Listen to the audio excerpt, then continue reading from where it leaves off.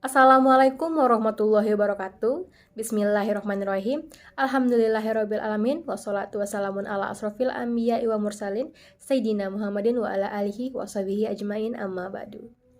Pertama-tama marilah kita panjatkan rasa puji dan syukur kehadirat Allah Subhanahu wa taala karena atas berkat dan rahmatnya kita semua diberikan nikmat yang tidak tara, termasuk nikmat dalam keadaan sehat walafiat. Tidak lupa pula sholawat serta salam kita curahkan kepada junjungan kita Nabi Muhammad SAW. Terima kasih juga saya ucapkan kepada Bapak Adi Mursalin, SEMM, selaku dosen mengambil mata kuliah Islamic Marketing dan Manajemen. Selanjutnya, izinkan saya memperkenalkan diri terlebih dahulu. Perkenalkan, nama saya Seli Rahmawati, NIM 1201691 dari Prodi Akuntansi Syariah kelas 3C. Dan pada kesempatan kali ini, saya akan memaparkan jawaban saya mengenai diskusi pertemuan kali ini, yaitu mengenai ekuitas merek. Pertama-tama, kita tentunya harus mengetahui apa itu merek. Merek adalah produk atau jasa yang dimensinya mendiferensiasikan dengan beberapa cara dari produk atau jasa lainnya yang dirancang untuk memuaskan kebutuhan yang sama. Adapun 10 merek produk yang saya ketahui beserta alasan perusahaan tersebut memberi nama produk yaitu pertama ada Aqua, yaitu terinspirasi dari nama samaran Tirto Utomo yakni Aqua saat dirinya masih menjadi pemimpin redaksi harian Sinpo dan majalah Panjawarna. Yang kedua ada Coca-Cola, yaitu minuman tersebut berbahan ekstrak daun coca yang merupakan bahan baku kokain yang dicampur dengan tambahan kafein dari kacang cola. Itu sebabnya minuman tersebut diberi nama Coca-Cola yang berasal dari nama kedua ekstrak tersebut. Yang ketiga ada Indomie, yaitu terbentuk dari singkatan kata Indonesia dan juga mie. Yang keempat ada Pocari Sweat, yaitu kata Pocari memiliki kesan menyegarkan dan digabung dengan kata sweet yang memiliki arti keringat dalam bahasa Inggris. Yang kelima ada Bango, yaitu nama Bango sendiri dipilih pendirinya dengan satu visi, yaitu agar produknya dapat terbang tinggi hingga ke mancanegara. Yang keenam ada KFC, yaitu karena banyak di tempat isu miring yang menyertai akhirnya perusahaan tersebut membuat pengakuan secara terbuka bahwa mereka mengubah nama Kentucky Fried Chicken menjadi KFC untuk menghindari kata fried. Yang ketujuh ada Amazon, yang terinspirasi dari nama sungai terpanjang di dunia yaitu Sungai Amazon. Yang kedelapan ada Adidas, yang dimana nama Adidas sendiri berasal dari gabungan nama ownernya yaitu Adi Dassler dan saudaranya Rudolf Dassler. Yang kesembilan ada Apple, terbentuk karena pada sebuah wawancara Jobs mengatakan alasannya memilih nama tersebut karena ia menyukai buah apel. Dan yang ke-10 ada Honda, yaitu karena Honda berasal dari nama si pencipta Honda, yaitu Soichiro Honda. Selanjutnya ada fungsi merek. Fungsi merek bagi perusahaan sendiri yaitu untuk menyederhanakan penanganan atau penelusuran produk. Merek membantu mengatur catatan persediaan dan catatan akuntansi. Merek juga menawarkan perlindungan hukum kepada perusahaan untuk fitur-fitur atau aspek unik produk. Kemudian ada brand equity. Brand equity atau ekuitas merek ini adalah nilai tambah yang diberikan pada produk dan jasa. Sedangkan ekuitas merek berbasis pelanggan atau customer based brand equity adalah pengaruh diferensiasi yang dimiliki konsumen atas pengetahuan merek terhadap pemasaran merek tersebut. Sebuah merek mempunyai ekuitas merek berbasis pelanggan yang positif ketika konsumen bereaksi lebih positif terhadap produk dan cara produk itu dipasarkan ketika merek itu teridentifikasi dibandingkan ketika merek itu tidak teridentifikasi. Sebaliknya, merek mempunyai ekuitas merek berbasis pelanggan yang negatif jika konsumen tidak terlalu menyukai aktivitas pemasaran untuk merek itu dalam keadaan yang sama. Ada 3 bahan kunci ekuitas merek berbasis pelanggan yaitu meliputi yang pertama, ekuitas merek yang timbul akibat perbedaan respons konsumen. Jika tidak ada perbedaan, maka pada intinya produk nama merek merupakan suatu komoditas atau versi generik dari produk. Persaingan kemungkinan timbul dari harga. Yang kedua, perbedaan respons akibat pengetahuan konsumen tentang merek. Pengetahuan merek atau brand knowledge terdiri atas semua pikiran, perasaan, citra, pengalaman, keyakinan, dan lain-lain yang berhubungan dengan merek. Secara khusus, merek harus menciptakan asosiasi merek yang kuat, menyenangkan, dan unik untuk pelanggan. Yang ketiga, diferensiasi dari konsumen yang membentuk ekuitas merek tercermin dalam persepsi, preferensiasi, dan perilaku yang berhubungan dengan semua aspek pemasaran merek. Merek yang lebih kuat menghasilkan pendapatan yang lebih besar. Tantangan bagi pemasar dalam membangun merek yang kuat adalah memastikan bahwa pelanggan memiliki jenis pengalaman yang tepat dengan produk, jasa, dan program pemasaran untuk menciptakan pengetahuan merek yang diinginkan. pengetahuan konsumen lah yang menimbulkan perbedaan-perbedaan yang kemudian menginvestasikan diri dalam ekuitas merek. Selanjutnya saya akan membahas beberapa manfaat kunci dari ekuitas merek, yaitu satu, untuk memperbaiki persepsi kinerja produk. Yang kedua, loyalitas lebih besar. Yang ketiga, tidak terlalu rentan terhadap tindakan pemasaran kompetitif. Yang keempat, tidak terlalu rentan terhadap krisis pemasaran. Yang kelima, margin yang lebih besar. Keenam, respon konsumen yang lebih tidak elastis terhadap peningkatan harga. Yang ketujuh, respons konsumen yang lebih elastis terhadap penurunan harga. Yang kedelapan, kerjasama dan dukungan dagang yang lebih besar. 9, efektivitas komunikasi pemasar yang meningkat. 10, kemungkinan peluang lisensi. Dan yang terakhir, peluang perluasan merek tambahan. Dan dari berbagai manfaat kunci ekuitas merek tersebut, tentunya jika terpenuhi, ekuitas merek yang tinggi akan memberikan sejumlah keunggulan yang kompetitif. Seperti 1, perusahaan akan menikmati penurunan biaya pemasaran karena tingkat kesadaran konsumen dan loyalitas konsumen yang tinggi. Yang kedua, perusahaan akan memiliki luasan dagang yang dalam berunding dengan cara distributor dan pengecer karena ada maksud untuk menjual merek tersebut. Yang ketiga, perusahaan dapat mematok harga yang lebih tinggi dibandingkan para pesaing karena merek itu mempunyai mutu yang tinggi. Yang keempat, perusahaan dapat dengan mudah meluncurkan perluasan merek karena nama merek mempunyai kredibilitas yang tinggi. Yang kelima, merek menawarkan perlindungan kepada perusahaan melawan kompetisi harga yang alot. Dan dari keunggulan tersebut, membuat merek bervariasi dalam hal kekuatan dan nilai yang dimilikinya di pasar. Dan tentu saja, tingkat respon konsumen pun dapat berbeda-beda. Adapun tingkat respon konsumen terhadap suatu merek, yaitu pertama, merek yang tidak dikenal oleh sebagian pembeli di pasar. Yang kedua, merek yang pembelinya memiliki tingkat kesadaran merek atau brand awareness yang tinggi. Yang ketiga, merek yang memiliki tingkat penerimaan merek atau brand acceptability yang tinggi. Yang keempat, merek yang menikmati tingkat preferensi merek atau brand preference yang tinggi. Yang kelima, merek yang memiliki kesetiaan merek atau brand loyalty yang tinggi.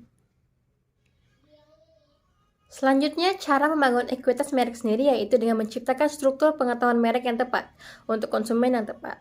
Proses ini bergantung pada semua kontak yang berhubungan dengan merek, baik dilakukan oleh pemasar maupun bukan. Meskipun demikian, dari perspektif manajemen pemasaran, ada 3 kumpulan utama penggerak ekuitas merek. 1. Pilihan awal untuk elemen atau identitas merek yang membentuk merek, seperti nama merek, URL, logo, lambang, karakter, juru bicara, slogan, lagu, kemasan, dan papan iklan. Yang kedua, produk dan jasa serta semua kegiatan pemasaran dan produk pemasaran pendukung yang menyertainya. Yang ketiga, asosiasi lain yang diberikan secara tidak langsung ke merek dengan menghubungkan merek tersebut dengan beberapa entitas lain, seperti orang, tempat, ataupun barang.